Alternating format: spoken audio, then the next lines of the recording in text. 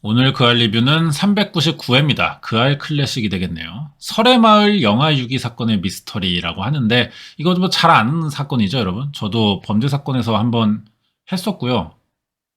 그리고 이게 2006년 사건입니다. 오래됐죠? 지금 2023년이니까 17년 전 사건이네요. 방송은 2006년. 두 달 만에 방송을 냈네요. 두 달간 취재했을 때 그 알이 어느 정도까지 보도를 할 수 있는가, 취재 능력을 좀 볼 수 있는 그런 편이 되기도 할 것 같은데, 뭐 다들 잘 아시는 사건이니까 뭐 따로 부연 설명 같은 거는 또 없어도 될 것 같기도 합니다. 자, 한번 볼게요. 2006년 7월 23일 오전 11시경 가족과 함께 휴가로 프랑스를 떠났다 회사 일로 잠시 혼자 귀국한 집주인 쿠르조 씨는 배달 온 간 고등어를 보관하기 위해 냉동고를 정리하던 중 비닐봉지를 발견합니다. 음식물인 줄 알고 열어봤던 비닐봉지 안에 있던 게 꽁꽁 언 두구의 영아 사체였어요. 외상이나 이런 것들은 없습니다만 영아들이 독립호흡을 했던 폐 속에 공기가 들어가 있던 것으로 흔적이 나왔기 때문에 출산했다가 사망한 것으로 저희가 확인했어요. 사건 발생 5일 후 DNA 유전자 분석 결과 죽은 영아들의 부모는 장 루이 쿠르조, 베로니크 부부였습니다. 경찰의 이런 유전자 검사 결과가 발표되자 프랑스로 돌아간 쿠르조 씨와 베로니크는 한국으로 돌아오길 거부했고요. 프랑스 현지에서 한국 수사 결과를 인정하지 못하겠다는 기자회견을 열었어요. 자, 이게 그 당사자들이죠. 제가 확신할 수 있는 건 저는 그 아이들의 친부가 아니고요. 제 아내는 그들의 친모가 아닙니다. 제 아내는 임신을 한 적도 출산을 한 적도 없습니다. 네버. 이때는 그저 박상원 씨죠. 김상중 씨가 MC가 아닐 때였습니다. 399화인가요, 이게? 엄청 옛날이에요, 이거. 경찰과 국과수는 왜 쿠르조 씨 부부를 죽은 영아들의 부모라고 지목했을까요? 장 루이 쿠르조 씨의 집에서 발견된 영아들의 사체는 모두 두고 아이는 모두 남자였고 사체 중 하나는 얼굴 형체를 알아볼 수 없을 정도로 심하게 부패되어 있었습니다. 부검 당시 사진이고 해부학적으로 불명이다.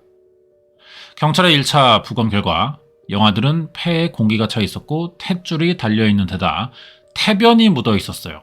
정상 분만 후 타살된 것으로 추정했습니다. 하지만 영아들의 사체가 심하게 얼어 있어서 사망 시점은 알 수 없고 특별한 외상도 없어서 구체적인 사망 원인은 밝혀내지 못했어요. 그러니까 이게 아이를 낳고 살인을 한 건지 아이를 낳고 방치해서 죽은 건지 그걸 모른다는 거죠. 이건 다른 문제가 됩니다. 뭐 병이 있던 건지 뭐 이런 거 알 수가 없는 거예요. 다시 담당 검사인데요. 부검 자체만 가지고는 어떻게 판단할 수가 없는데요. 영아들은 그냥 놔두면 죽게 됩니다. 지금 사인에 대해서는 아직 정확한 수사가 이루어지고 있지 않았기 때문에 부검 결과만 가지고는 알 수가 없지만요. 아무튼 뭐 보호 조치를 제대로 못해서 죽은 거는 확실하지 않나 이렇게 봐요.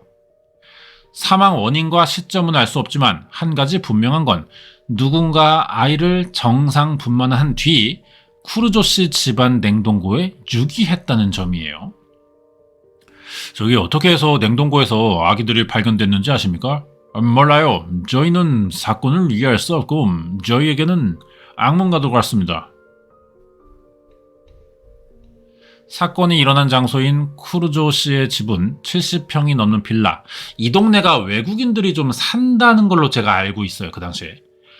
쿠르조 씨의 휴가 기간 중에 집안은 물론 건물 내부 CCTV에도 외부에서 침입한 흔적은 찾아볼 수가 없었어요.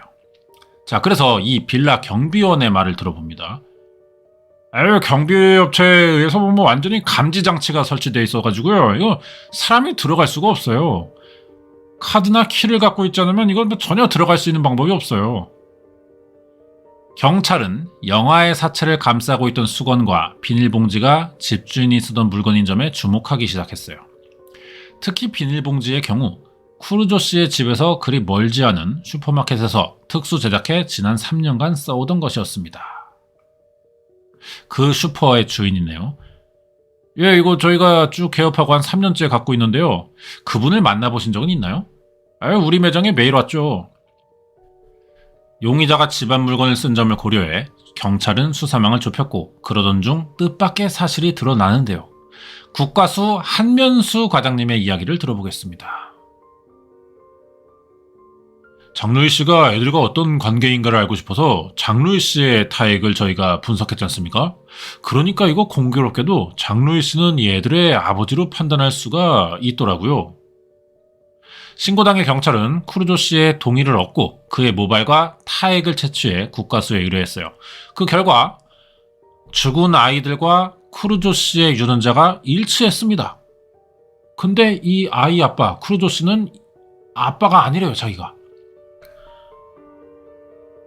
부자지간에 동일한 유전자가 있어요. 우리가 남자로 태어나게 된 건 아버지의 Y 염색체를 받아 아들로 태어난 거거든요. 그런데 Y 염색체에 있는 유전자의 마커들이 똑같더란 말이죠. 장로희 씨가 아버지라는 건 다 성립이 되니까 장로희 씨로부터 태어난 형제라고도 볼 수가 있는 겁니다. 또 죽은 아이는 쿠르조 씨와 한 여인의 사이에서 태어난 형제라는 게 검사 결과 밝혀졌고요. 일란성 쌍둥이는 아니지만 이란성 쌍둥이일 가능성이 있는 걸로 나타났습니다. 이런 검사 결과에 쿠르조 씨는 강한 부정과 함께 기업 음모설을 제기하는데요. 이것은 산업적인 음모일 수도 있는 거고요. 제가 또 갑작스럽게 한국에 들어갔는데 저희를 괴롭히려고 누가 한 짓일 수도 있고 정말 모르겠어요. 일단 인정하지 않네요. 자기는 전혀 관련이 없고 책임도 없다. 이런 태도예요. 쿠르조 씨가 죽은 영아의 아버지로 밝혀지자 수사는 급 진전되기 시작했어요.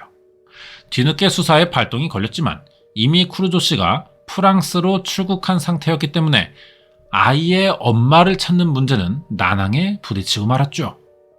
경찰은 일주일에 한두 차례 집안일을 도와주는 필리핀 가정부에 대한 조사를 시작했지만 그녀 역시 아무런 혐의점이 발견되지 않았습니다.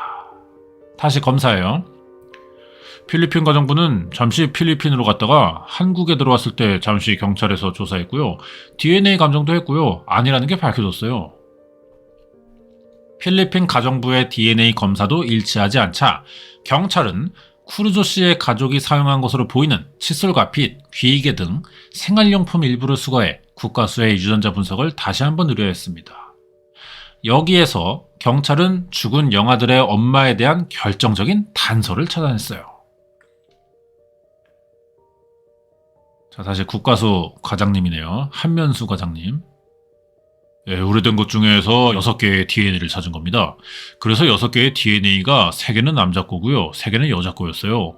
3개가 남자 거였는데 2개는 미안한 얘기지만 장로희 씨 것과 똑같았어요. 다시 정리하면 생활용품에서 총 6개의 DNA를 찾아냈고 그중 3개는 남자, 3개는 여자 것이라는 겁니다. 남자 것 중 2개는 쿠르조 씨의 DNA이고 나머지 1개는 쿠르조 씨의 아들의 DNA로 밝혀졌어요. 그리고 쿠르조 씨의 아들과 죽은 영아들은 형제지간인 것으로 드러났습니다. 여자 것이 또 3개가 있었습니다. 그 중에 빛과 귀익에서 나온 여자 DNA는 똑같아요. 한 사람 거란 이야기죠. 미토콘드리아 DNA를 또 분석했어요. 그러니까 똑같더라고요. 애들 3명하고. 그러니까 당연하게 저희는 이거 애들 엄마 DNA다 이렇게 생각합니다. 즉 죽은 2명의 영아와 쿠르조 씨의 아들은 한 어머니에게서 태어난 형제들이란 것이 확인된 겁니다. 하지만 그렇다고 해도 국과수에서 엄마라고 주장하는 DNA가 베로니크의 것이라고 단정짓기는 어려워 보이는데요. 그 이유는 샘플로 이용된 생활용품이 베로니크의 것은 아닐 수도 있기 때문이에요. 자, 여기에 이 쿠르조 부부의 담당 변호사입니다. 이야기를 들어보면 베로니카 씨 그 당시 프랑스에 있었기 때문이에요. 자신의 DNA 샘플을 줄 수가 없었죠. 이 코리아 폴리스는 베로니카 씨의 DNA는 없다는 겁니다. 그래서 저희는 이 검사 결과를 인정할 수 없어요. 베로니크의 DNA 샘플 논란 속에 이때 중요한 증언자가 나타납니다. 바로 3년 전 부부가 사는 빌라에 경비원으로 있었던 최 씨라는 사람이에요. 그때 한 2004년인가요? 병원에 입원했다가 며칠 만에 왔는지 얼굴이 좀 수척해진 것 같은 그게 기억이 한번 나네요. 경찰 조사에 따르면 지난 2003년 겨울 베로니크는 갑자기 심한 복통을 일으켜 응급실에 갔고 당시 급히 수술을 진행할 정도로 몸 상태가 나빴다고 합니다. 자, 그 병원 직원이에요. 예. 뭐 응급실로 온 거죠. 예. 그러니까 저희가 병원 응급실에 처음 온 거예요. 예. 그래서 바로 입원해서 뭐 수술한 거죠. 예. 그녀는 자궁 적출 수술을 받았고 그 수술로 더 이상 아이를 가질 수 없게 됐다는 것입니다. 경찰은 병원에 보관 중이던 조직 샘플로 유전자 검사를 실시했어요. 자, 여기에 국가수 한면수 과장님, 이 조직이 엄마라 판단된 DNA와 일치하기만 하면요, 베로니크 씨가 엄마라는 걸 판정할 수 있겠죠. 그래서 그 조직을 분석해보니까 그 엄마로 판단되는 DNA와 똑같은 결과가 나오더라고요. 그래서 저희는 당연히 이 아이들은 장루이 씨가 아버지고 베로니크 씨가 엄마라는 거예요. 만약 DNA 검사 결과처럼 베로니크가 죽은 두 아이의 엄마라고 가정한다면 그녀는 수술 전에 출산을 했어야 됩니다. 그녀가 왜 자궁적출 수술을 받아야 했는지 그 원인부터 알아보기 위해 당시 수술을 집도했던 담당 의사를 찾아가 봤지만 담당 의사에게서는 그 어떤 설명도 들을 수 없었어요. 단지 죽은 영아들의 상태에 따른 추측들만 있을 뿐이었습니다. 와, 이게 뭐 어떻게 된 사건인지 아직도 감이 안 오죠. 여기까지 보면. 죽은 영아들의 부검 결과 탯줄이 거칠게 잘려 있었고 병원에서 사용하는 고정 클립의 흔적이 없었던 점, 그래서 병원이 아닌 곳에서 자연 분만을 했을 가능성이 있다는 것입니다. 다시 담당 변호사인데요. 코리아 캅에 따르면 무리한 출산 뒤에 한 수술이라고 하는데요. 제가 알기로는 이 기록에서 자궁 절제술이 무리한 출산 후에 이루어졌다는 어떠한 언급도 안 되어 있습니다. 단지 자궁 쪽 질환에 의한 것이라는 기록만 있어요. 가끔 그런 질환이 무리한 출산 후에 올 수도 있다는 건 뭐 저희도 동의합니다. 하지만 그래서 이 부부가 아이를 죽이고 유기했다, 그거는 동의할 수 없다는 거죠. Never. 만약 출산으로 인해 베로니크가 수술한 것이라면 분명 주변 사람들은 그녀의 임신하는 모습을 봤을 겁니다. 하지만 설의 마을에서 함께 지내온 친구들은 그녀의 임신 사실을 강하게 부정했어요. 제가 생각해도 임신은 생각할 수 없는 일이에요. 정말 오래전부터 봤는데 한 번도 임신했던 걸 본 적이 없어요. 죽은 영아들의 체중은 각각 3.24kg과 3.63kg으로 추정되고 있습니다. 그녀가 임신 사실을 숨기기 위해 몸에 특수한 걸 착용했다고 하더라도 임신을 감추기엔 쉬워 보이지 않고 현재로선 그녀가 임신했다는 어떤 정황이나 단서조차도 한국 수사기관은 찾지 못하고 있어요. 자, 그래서 취재진이 물어봅니다. 임신한 사실을 본 적이 있다고 한 증언이 있었나요? 자, 그러자 담당 검사가 지금은 크루조 씨의 탐문을 경찰에서 열심히 했는데 특별한 그런 게 나오진 않았습니다. 그리고 크루조 씨와 가깝게 지내던 사람들이 다 프랑스로 가 있어서요. 저희가 조사를 하는데 좀 한계가 있습니다. 현재 국가수의 DNA 결과만을 놓고 볼 때 베로니크는 죽은 아이들의 엄마라고 할 수 있습니다. 과연 두 아이를 죽인 범인이 부부인지, 만약 부부라면 왜 크루조 씨는 직접 신고를 한 것인지 여러 가지 정황들을 통해 추론해봤어요. 일련의 영아 유기 사건들을 살펴보면 원하지 않는 임신을 했거나 경제적 어려움을 겪는 미혼모들에게서 주로 발생해왔습니다. 전문가들은 경제적 여건은 물론 건강한 두 아이들까지 있는 정상적인 부부가 아이를 살해하는 건 흔치 않다고 하는데요. 자, 신경정신과 의사입니다. 영아 살해는 임신하고 출산 후에 곧바로 살해를 하는 것이기 때문에요. 임신 자체가 뭐 문제가 된다든지 남편하고 사이가 극도로 안 좋다든지 그래서 남편에 대한 복수라든지 이런 걸로 하는 것이기 때문에요. 아무래도 혼자 사는 경우가 많죠. 하지만 주위 사람들은 크루조 씨 부부는 전혀 문제가 없는 화목한 가족이라고 이야기합니다. 사이좋은 부부관계에서 만약 베로니크가 영아를 유기했다면 남편이 그 사실을 모를 수 있었을까? 신고 당일 오전 10시경 크루조 씨는 경비실에 보관된 택배를 찾아 집으로 돌아갔어요. 자, 경비원 이야기를 들어봅니다. 이때 얼마 있더니 나한테 빠른 걸음으로 오더니 자기 집으로 가자는 거야. 왜 그러냐고 했더니 가자 이거야 무조건. 경비원 박 씨가 이끌려간 곳은 쿠르조 씨 집 부엌에 있는 베란다입니다. 그는 그곳에 있는 냉동고를 가리키며 안에 아이가 있다고 외쳤어요. 투베이비가 있다 이거야, 투베이비 냉동고에. 아이 깜짝 놀라가지고 자꾸 내가 의문을 제기했더니 그 냉동고 칸이 5칸이에요. 네 번째 밑에서 두 번째 칸을 열더니 비닐에 쌓여있는 걸 헤쳐 보이더라고. 아이 쫙 보니까 이거 아기 손가락 나오고 애기란 말이야, 애기. 박 씨가 본 쿠르조 씨는 몹시 당황한 듯 불안해 보였어요. 그러나 여기에는 한 가지 의문이 있습니다. 경비원에게 쿠르조 씨가 처음 냉동고를 보여줬을 때 냉동고는 분명히 닫혀 있었다는 것이죠. 아니 닫혀 있었어요. 모든 게 다 정리돼서요? 예. 이걸 쿠르조 씨가 풀어서 보더라고. 이거라고 풀어 보이면서. 그러니까 쿠르조 씨는 아이를 발견한 후 놀란 상태에서 비닐을 덮고 냉동고 문을 차례로 닫은 뒤 경비실로 뛰어왔다는 것입니다.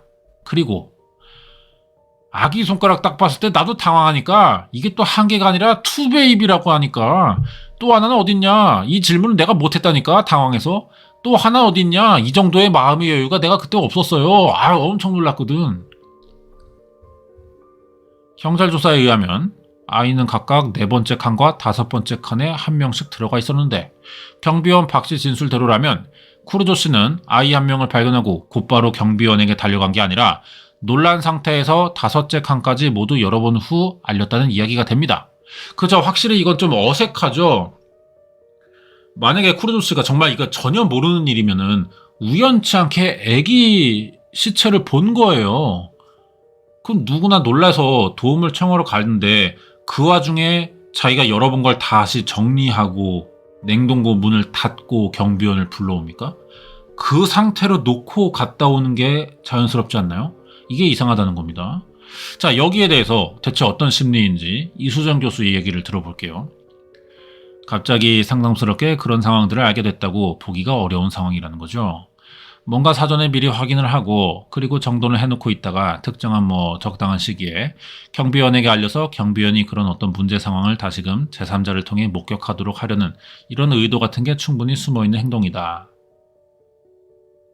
그쵸? 쿠르조 씨는 경비원에게 말하기 한참 전에 이 사실을 알고 있는 거예요. 이 사건과 상관이 없더라도 우연히 발견했더라도 당분간 숨겼다는 이야기가 되는 겁니다. 하지만 신고 당일 정작 또 쿠르조 씨는 단 한 번의 검사로도 확인이 가능한 모발과 타액의 DNA 검사를 경찰에 적극적으로 협조했어요.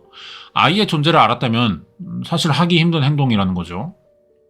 여기에 변호사는 그는 그의 DNA 샘플을 자발해서 주었습니다. 그리고 나서 코리아 측 허락을 프랑스로 다시 떠났습니다. 왜냐하면요, 그는 당시에 용의자로 의심받지 않았고 지금도 자신은 무죄를 주장하고 있어요. 하지만 경찰대 표창원 교수는 이런 수사 협조 역시 해석에 따라 달라질 수 있다고 이야기하는데요. 자, 경찰대 교수 시절이죠. 젊었네요. 이분이 지금 머리도 희끗희끗한데 많이 젊네요. 그죠? 자, 봅시다. 경찰의 의미조사죠. 임의조사를 회피할 경우 강제수사의 대상이 되고 강제수사의 대상이 된다는 건 신체의 억류가 예상 가능하고 샘플 채취한다 하더라도 그 조사 이후 경찰 결과가 나올 때까지 상당 기간이 필요하다는 이런 지식을 갖고 있어서 의도적으로 응했을 가능성이 한 가지가 있고요. 그렇다 해도 더 이상 섣부른 추측은 할 수 없습니다. 이번 사건의 핵심 쟁점이라고 볼 수 있는 의문점 한 가지는 수많은 장소를 놔두고 왜 하필 집안에 있는 냉동고에 아이를 유기했냐는 점이죠. 4년 전 한국에 입국한 쿠르조 씨 부부는 영아가 발견된 빌라가 아닌 근처 다른 집에서 살다가 지난해 2005년에 이사를 왔습니다. 만약 베로니크의 출산 시점이 3년 전이라면 부부는 이사를 오면서 충분히 영아들을 다른 곳에 유기할 기회가 있었을 거예요. 자, 또 다른 의견을 한번 보겠습니다. 함부로 방치하기는 사실 부담이 좀 되고요. 또 남의 눈에 띄면 안 되고 또 어떤 상온 상태에서는 사체가 흉한 모습으로 변해가는 그런 걸 보기 상당히 불편함이 있기 때문에 어떤 합리적이고 최선의 방법이 냉동 상태에 계속 두는 거죠. 실제 쿠르조 씨가 살던 빌라는 3층 구조로 되어 있어서 마당에 아이를 유기하기엔 쉽게 눈에 띌 가능성이 높아 보였습니다. 또 쉽게 이목이 집중될 수 있는 외부인데다 마땅한 장소를 찾기에는 낯선 지리적 영향도 있을 수가 있을 거예요. 하지만 유기 장소로 집안에 있는 냉동고는 누구라도 쉽게 열어보고 사용할 수 있다는 점이죠. 자, 또 변호사 자주 나오네요. 프렌들이 말하기를 가끔 디너 이후에 자기들이 직접 냉동고에서 아이스크림 등을 꺼내 먹었다고 하더라고요. 마지막으로 이 사건의 가장 큰 의문점은 쿠르조 씨가 부인의 임신 사실과 유기 사실을 알았다고 가정한다면 왜 3년이 지난 지금 시점에서야 경찰에 신고를 했느냐예요.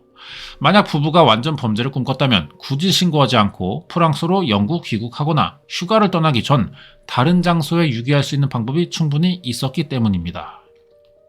자, 이거는 왜? 어떤 심리냐? 어쨌든 이 사건의 중요한 단서를 갖고 있는 프랑스인 부부가 국내에 있지 않고 외국에 있기 때문에 어떻게 본다면 국가 간 형사사법 공조체계의 수준이 이 사건 해결의 결정적인 기준이라고 봅니다. 또는 설명이면 설명, 자백이면 자백 자체가 마지막 남은 수사의 단계라고 봅니다. 부부의 자백 없인 그 어떤 추측으로도 이 사건의 범인이 누구인지 또 범죄를 저지른 이유가 무엇인지 설명하기에는 힘들어 보입니다. 앞서 본 추론들은 어디까지나 추론일 뿐이며 앞으로 한국과 프랑스 수사 당국이 그 진실 여부를 가려낼 거예요. 현재 이 사건은 프랑스와 한국 사법 당국이 공조 수사를 펼치기로 합의하고 있고 얼마 전 프랑스의 한국 수사 기록과 쿠르조 씨 부부의 출석 요구서를 전달한 상태입니다. 그런데 이런 상황에서도 부부는 자신들의 무고함을 지속적으로 주장하고 있어요. 자, 뒷이야기 보겠습니다. 일단 그알 리뷰 방송 내용은 여기까지고 쿠르조 부부는 오를레랑 전문기관에서 자국 경찰의 DNA 검사를 받았으며 결과는 한국에서 검사한 것과 일치했어요. 프랑스 검찰은 쿠르조 부부를 긴급 체포했고요. 부인인 베로니크는 남편 몰래 한 단독 범행이라고 범행을 인정했습니다. 베로니크는 임신 거부증에 의해 임신한 것이 티가 나지 않았던 걸로 추정하고 있어요. 베로니크는 이 사건 외에도 프랑스에 있을 때 자신이 낳은 아기를 살해해 벽난로에 집어넣은 일도 자백했습니다. 아기들의 사체는 후에 프랑스로 인도되어 베로니크가 범행을 인정한 뒤 부부는 아이들을 호적에 올리고 이름을 붙이고 장례를 치렀습니다. 베로니크는 프랑스 오를랭 중재재판소로 이송됐고요. 모든 혐의 인정했고 살인죄로 기소됐어요. 베로니크는 무기징역을 받을 걸로 예상됐지만 당시 사건을 담당한 투르 검찰청 임신 거부증이라는 정신병으로 저질러진 범행을 감형해서 징역 10년 구형했고요. 법정에선 최종 8년 나왔습니다. 베로니카는 이 사건 관련해 언론과 접촉하지 않는다는 조건으로 4년 만에 가석방됐어요. 왜 이 조건이 생겼냐면요. 이거 프랑스에서 우리나라 DNA 분석 믿을 수 없다. 막 이지라면서 언론 플레이 엄청 크게 했거든요. 프랑스에서. 근데 알고 보니까 우리나라가 한 게 맞았어요. 그래서 프랑스가 이때 개망신 당했어요. 국제적으로. 그것 때문이에요. 그것 때문에. 자, 남편 장 루이 쿠르조는 아내의 임신 거부증과 영아 살해에 대한 책을 출간했고 2011년 한국에서도 이 책이 출간되었습니다. 베로니카는 출소했고요. 가족들과 잘 지낸다고 하네요. 그럼 난 여기서 궁금한 게 이 남편의 수상한 행동이에요. 왜 아이를 발견하고 신고를 늦게 한 것처럼 의심사게 그 냉동고 문 닫고 뭐 이러고 이게 이상하잖아요. 이 부분, 그죠? 이거는 그냥 단순히 이해는 안 되지만 그냥 이 사람의 판단 능력이었던 건가? 남들에게 동의받지 못할 사람들이 뭐 누구나 야 어떻게 여기서 이런 행동을 해? 라는 말을 할 법한 상황들이 오잖아요. 꼭 범죄가 아니더라도, 그죠? 그냥 그런 거였을까? 아 근데 너무 이상한데. 이거에 대한 이야기는 뭐 나온 게 없네요. 그냥 우리나라 DNA가 맞았고요. 이 사건으로 우리나라 DNA 개빠르고 정확하다. 그게 또 알려지는 계기가 됐어요. 뭐 사건은 뭐 이대로 그냥 해결된 거죠. 뭐 짧고 그리고 제가 잘 기억이 안 나는데 제가 이 사건을 방송을 했었거든요. 범죄 사건에서. 이 동네 집값이 떨어져가지고 그때 막 우리나라 사람들이 설해마을에 막 집 보러 오고 막 이런 일이 많았다고 하더라고. 맞아. 그 얘기도 있었던 것 같아. 그렇습니다. 뭐 그런 사건이고 사건이 한때 우리나라에서 이거 좀 유명했죠. 예. 우리나라에서는 이거 그 김치통 살인 사건이라고 지금 조사 중인 게 있잖아요. 엄마가 애가 죽었는데 그걸 김치통에다가 넣어놔가지고 남편 줬는데 남편이 그 자기네 집 옥상에다 숨겨놓고 있던, 그게 지금 조사 중인데, 뭐 그런 사건 아니면 우리나라에서는 뭐 부모가 애 죽이고 어린 애를 낳은 지 얼마 안 된 애를 그리고 막 유기하고 이런 거는 없는 것 같아요. 크게 알려진 게. 우리나라에 좀 일어나기 힘든 종류의 사건인데, 와, 임신 거부증이었죠, 원인이. 이런 건 참 사실 좀 안타까운 것 같아요. 뭐 그 임신 거부증을 뭐 내가 걸리고 싶어 걸리는 것도 아니고, 그 증상이 극단적으로 발현돼 가지고 임신 사실을 감춘 것도 아니죠. 내 몸이 그러니까 임신 증상이 안 나타난 거죠. 배가 안 불러온 거잖아. 근데 그러니까 이 사람 입장에서는, 베로니카 이 사람 입장에서는 어느 날 몸에서 아이가 나온 거예요. 2명이나. 자기도 당황했겠지. 이게 고의성은 아닌데 행위 자체가 살해에 해당되는 거죠. 이 사람도 어떻게 보면 불쌍하네요. 네, 오늘 399회 설해마을 영아 유기 사건의 미스터리, 두 아이의 부모는 누구인가, 친엄마였던 걸로 밝혀졌습니다. 네, 오늘 여기까지 보고 다음 그알 리뷰 시간에 다시 올게요. 오늘은 여기까지입니다.